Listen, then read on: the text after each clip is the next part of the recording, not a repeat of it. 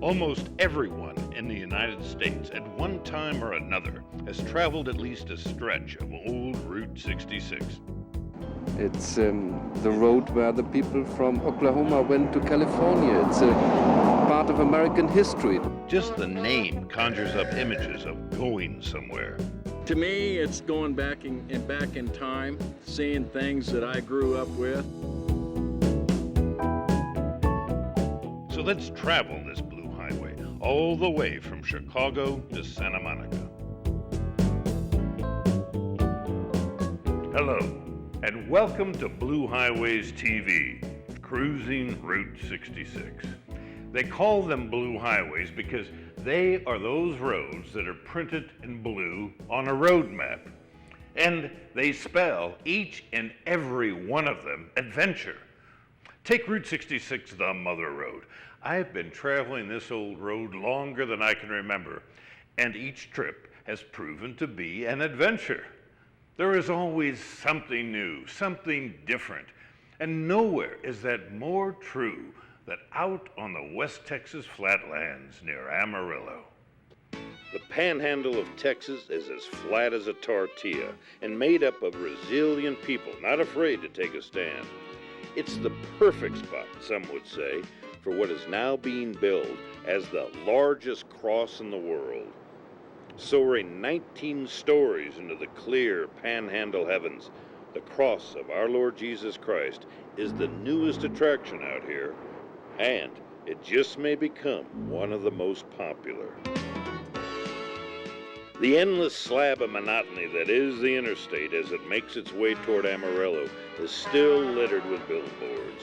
Some daring motorists to consume a 72-ounce steak within an hour at the Big Texan Steak Ranch.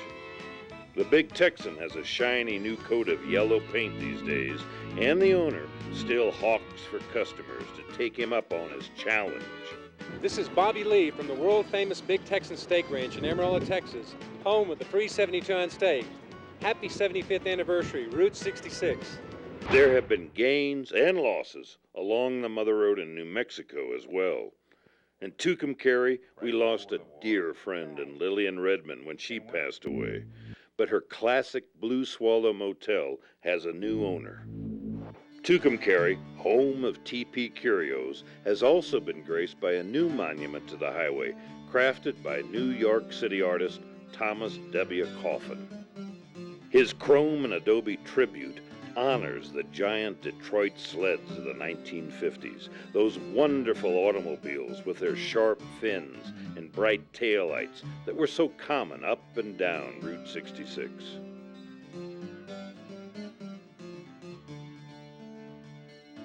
It's the combination of the people, the buildings, and the cars that create the allure of 66. There isn't a traveler along the Mother Road who shouldn't love and respect his mode of transportation, be it a roaring Harley or a family sedan. And nowhere is that more true than here in northern New Mexico, where the art of driving is taken to the extreme by those who proudly call themselves Lowriders. Some miles north of an original 66 alignment in Hispaniola, New Mexico, they rumble out into the evening in gleaming Fords, Pontiacs, and Mercuries, but mostly they pick Chevys. Their cars are flawless. There isn't a cull in the pack. They cruise the streets, their motto, low and slow. The lowrider, snugged with his girlfriend, pal, or entire family, sinks down in his seat and puts his ride to the test. Lowriding is a pride thing. The lowrider's dreams are made of chrome and vinyl. That's something Fred Real remembers every time he takes his ride on parade. Fred is one of the prestigious few.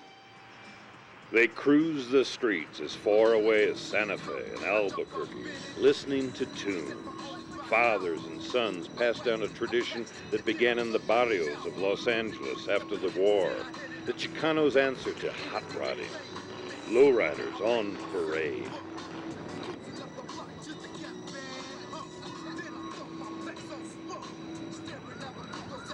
But lowriders have always been a rebellious lot, and it's not legal to hop while you're driving. In Espanola, the police are on constant vigil. But then, what's a little traffic ticket when you're one of the few who go low and slow?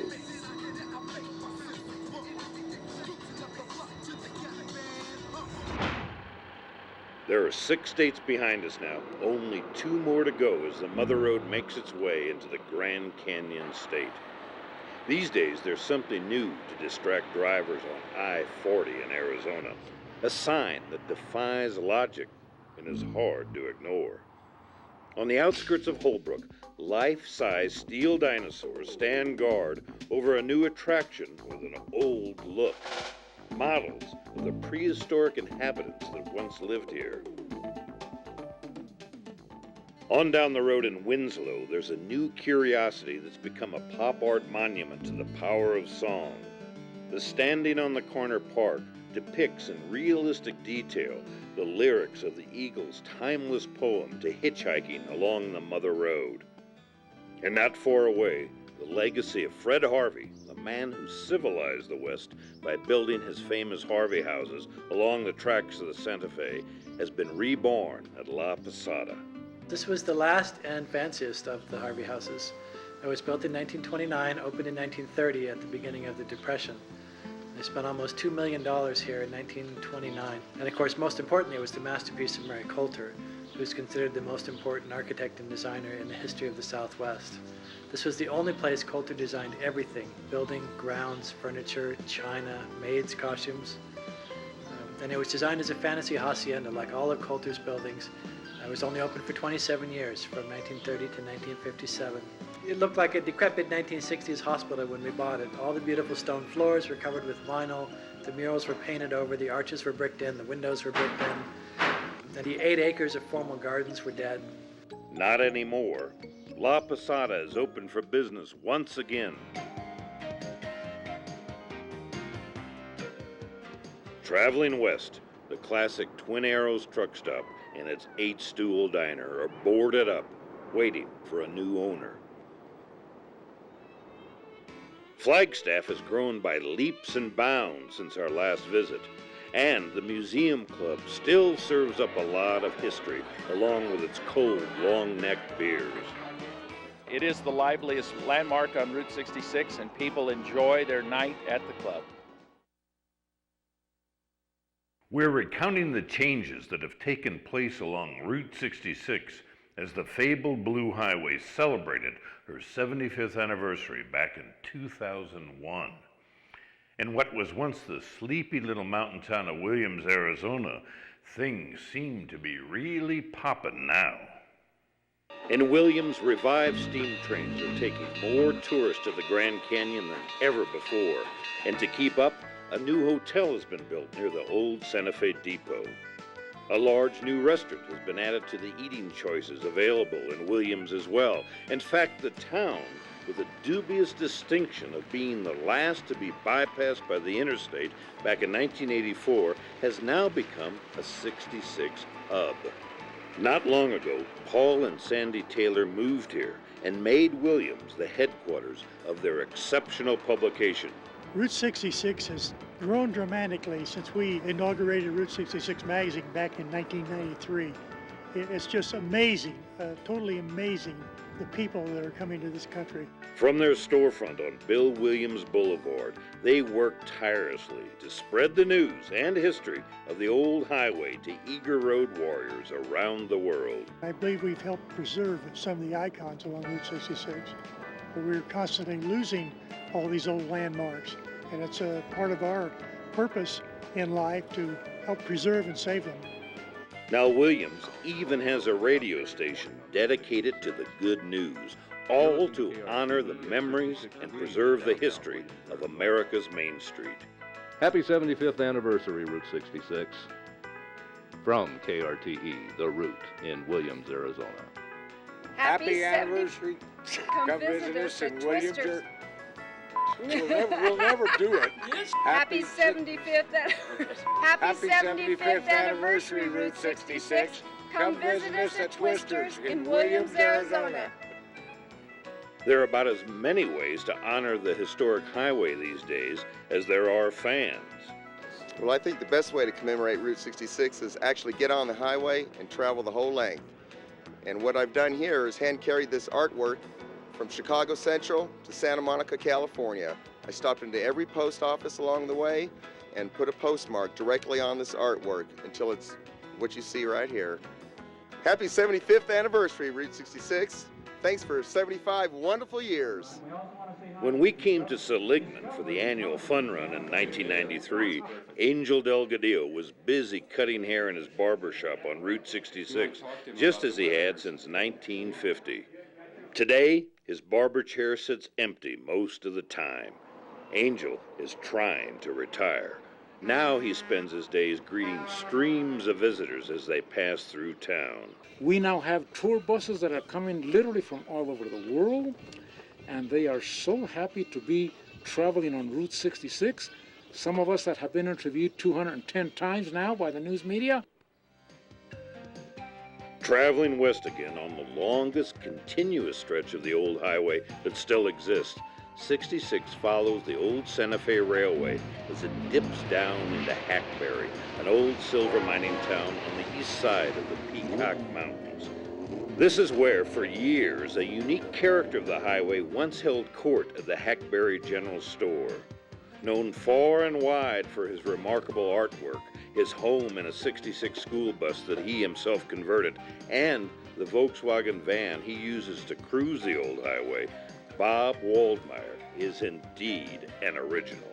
Well, it's a magical destination for people from all over the world, and it's kind of like a dream come true, something they have dreamed of doing. The son of cozy dog inventor Ed Waldmeyer, Bob lives back in Illinois now, writing a book about his family history. But his presence is still felt all the way out in Arizona. John Pritchard and his wife Carrie have taken over the general store in Hackberry, lured here by the same thing that draws travelers to this old gold mining town. And the gold played out, so they transformed it into a cattle stockyard. And it was the third largest cattle drive in the state of Arizona. As it has for decades, the Hackberry General Store still caters to travelers, many of them, like Brian Hurt, out to discover Route 66 on their own. In Brian's case, on a bicycle. I love bicycling, and it's a great way to see the country, and I've always wanted to bicycle Route 66. I've heard so many stories about it from my grandparents, and and it's the mother road, and I just felt like I wanted to do it. Happy 75th anniversary, Route 66. Come and visit us in Hackberry. Happy anniversary, Route 66. When we wound over Sitgreaves Pass near the Arizona-California line during the fun run of '93, we knew we were traveling along the old gold road. We just didn't know how to get any of the shiny loot. Now, you can get closer to it than ever before. The Gold Road Mine has been added to the list of attractions available to the Route 66 traveler. When gold prices fell, mining of the historic Gold Road closed down. And there's still a lot of gold in here. We're just waiting for the price of gold to go back up, and we'll go right back into full operation. In the meantime, the miners decided to take travelers on tours of their operation to keep the cash flowing. This is one of the most unusual Route 66 attractions, where you can join real miners on a trip into a real gold mine. Everything had to be done by hand. They used what was called a double jack drill.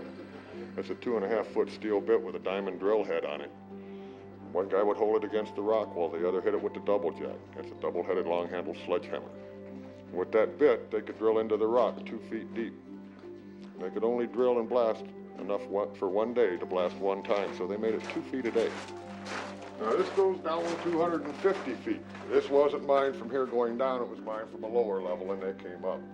And they purposely got this close to this tunnel here because once they got all the ore out that they wanted, they blasted this out. Now it serves as an air shaft. At one point on the tour, you'll pass hundreds of feet below Route 66.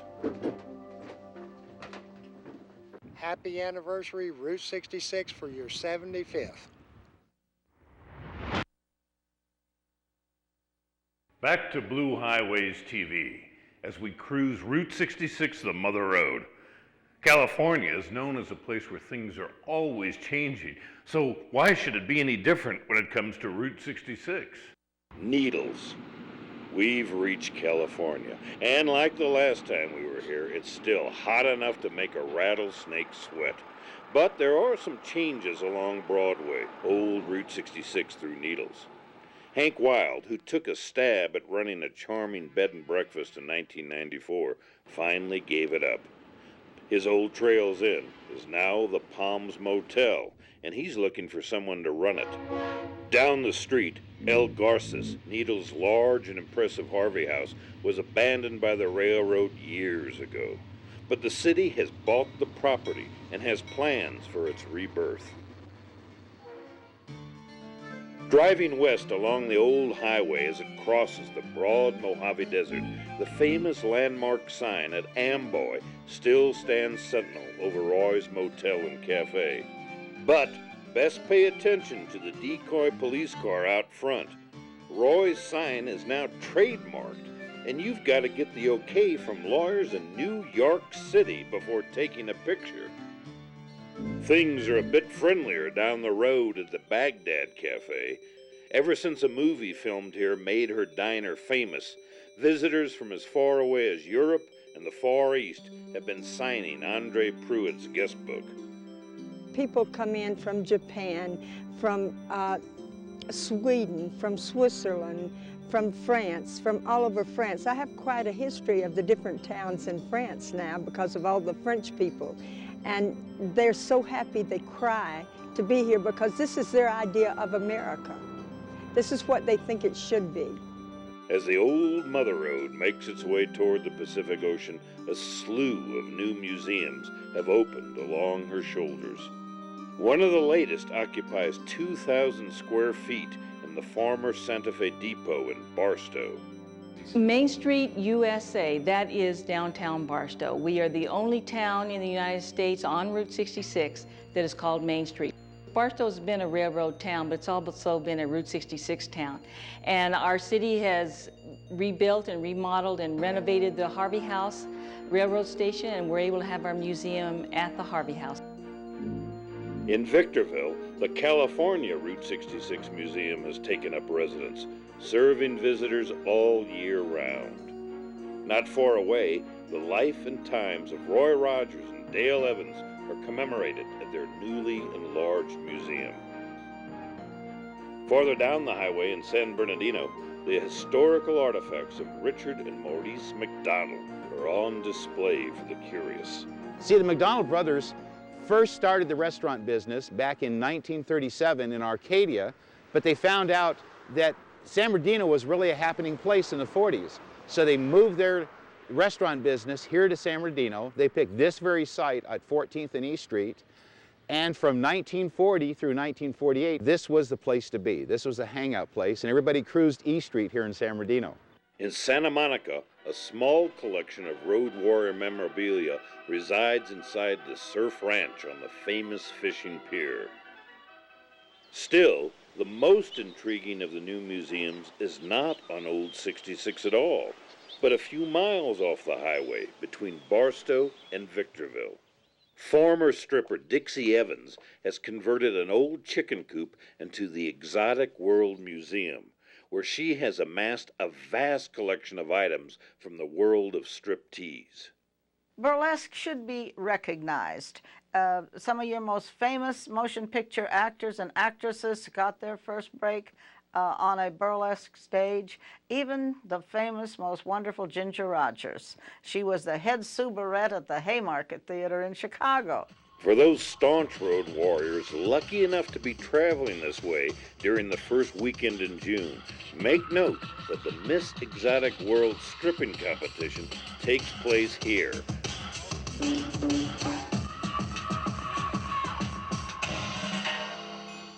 The perfect opportunity to shake off a little road dust. Happy 75th anniversary to Route 66.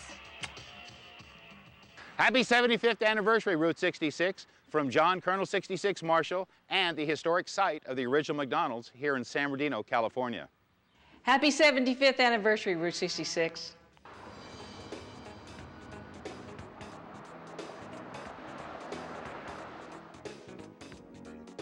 Back in '94, I acknowledged that time had not been especially kind to the old highway as she moved through the concrete jungle that is Los Angeles. But as Route 66 turns 75, things are changing for the better. New historic highway markers are popping up all along the old route.